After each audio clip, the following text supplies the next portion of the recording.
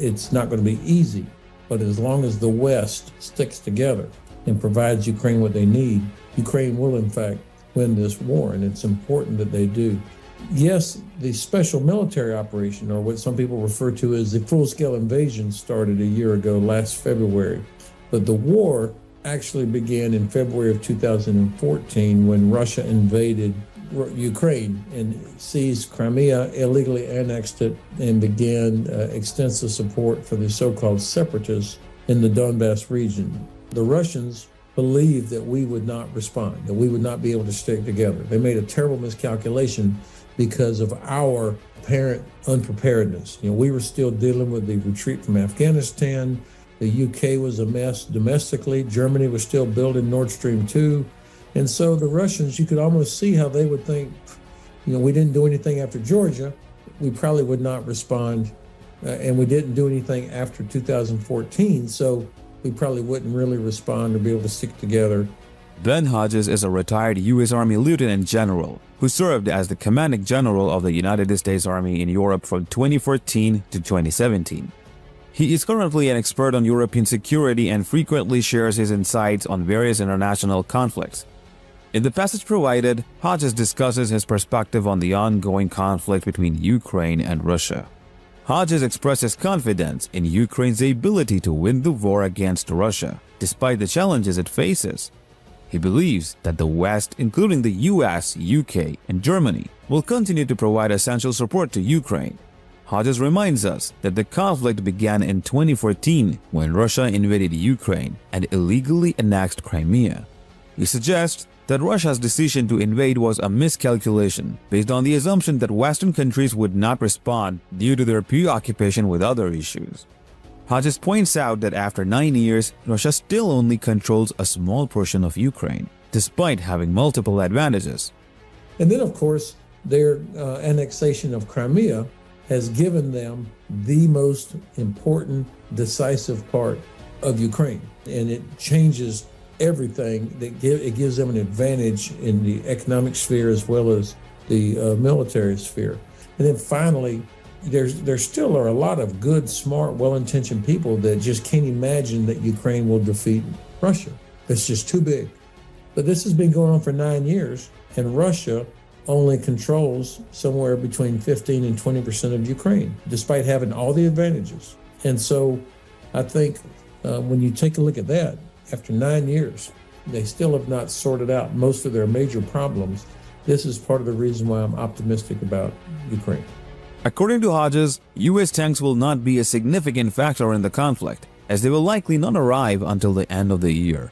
However, German and other European support in the form of military equipment and personnel will make a difference in the conflict. Hodges believes that a coordinated counteroffensive by Ukrainian forces and their allies will be able to penetrate Russian defenses and regain territory. The U.S. tanks are going to come way late, and I think this was by design or whatever, but the solution that the U.S. chose for this means that these will be tanks that won't arrive probably till the end of the year. So they won't be a factor, except in that I think this was done deliberately by the administration to enable the Germans to go ahead and agree to provide the Leopards. So 31 Abrams tanks, that's a battalion in the organizational structure for the Ukrainian army, and they will get put into the fight at some point, but nonetheless, they will not be a factor this summer. The German Leopards, of course, which are coming not only from Germany, but also from Poland and other countries, these will make a difference. They will be able to defeat anything that the Russians can put on the battlefield. By June, when the Ukrainians launch what I would anticipate will be a significant counteroffensive in the southeasterly direction towards Azov Sea, probably towards Mariupol or Melitopol, for the purpose of breaking the land bridge, they will have at least 3 or 4 brigades of their own equipment, Ukrainian tanks, infantry fighting vehicles, as well as a huge number that they captured from the Russians. And then there's probably a brigade, which is 2,000 to 3,000 troops, what you could call a European brigade, made up of the French, the German, the British, and American armored vehicles. And that will be enough, I believe, to be able to penetrate Russian defenses on a very narrow front in June. Hodges also discusses the limited support Russia has received from other countries, such as Iran, North Korea, and Belarus. He emphasizes the significance of Ukraine having the backing of 52 nations in comparison. One of the reasons I am so optimistic about Ukraine's chances is that they have 52 countries supporting them. Russia has the ones you just named. Iran is providing drones, which is really a comment in and of itself, that Russia has to import drones from Iran. I mean, that tells you that their defense industry is in bad shape. Sanctions are having an effect. North Korea, I think, is providing some things, but I can't tell for sure. Probably artillery ammunition, and I had heard that they were also providing winter clothing, which is another statement that North Korea would have to provide winter clothing to Russian troops. Belarus is, to me, I haven't quite figured it out. I think Lukashenko is continuing to do what he's always done, which is to try and play this role of to do just enough to keep the Kremlin happy by, in this case, allowing Russians to stage there, to launch attacks from there. And he has provided ammunition and equipment to Russia for use elsewhere. But I don't think we're going to see any of his 10 battalions fed into the fight, because their level of readiness is going to be worse or no better than what the Russians have. And I think he knows that they will be decimated once they get into the fight. And I think also he may be concerned that they won't actually fight, because they don't have the same sort of animosity or the reason between Belarus and Ukraine that Russia has.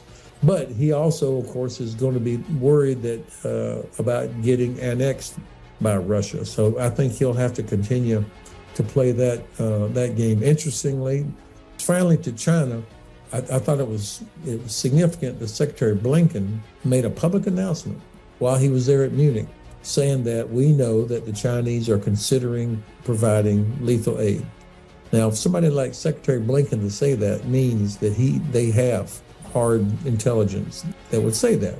And so I think by announcing it the way he did, it had the same effect as when the US and UK started releasing intelligence about Russia a year ago that put the Russians on their heels. Hodges further addresses concerns about China's potential involvement and Russia's possible use of nuclear weapons. He believes that both China and Russia are aware of the potential consequences of such actions and are unlikely to escalate the conflict to that level. In conclusion, Ben Hodges remains optimistic about Ukraine's chances of winning the conflict against Russia. He believes that with the support of Western nations and a strategic counteroffensive, Ukraine can overcome the challenges it faces. Let's listen to Ben Hodges' point of view and continue to monitor the developments in this ongoing conflict. And now China is in the position of having to deny that they're doing this. And so it kind of puts them on notice. I think China would like to see us fail.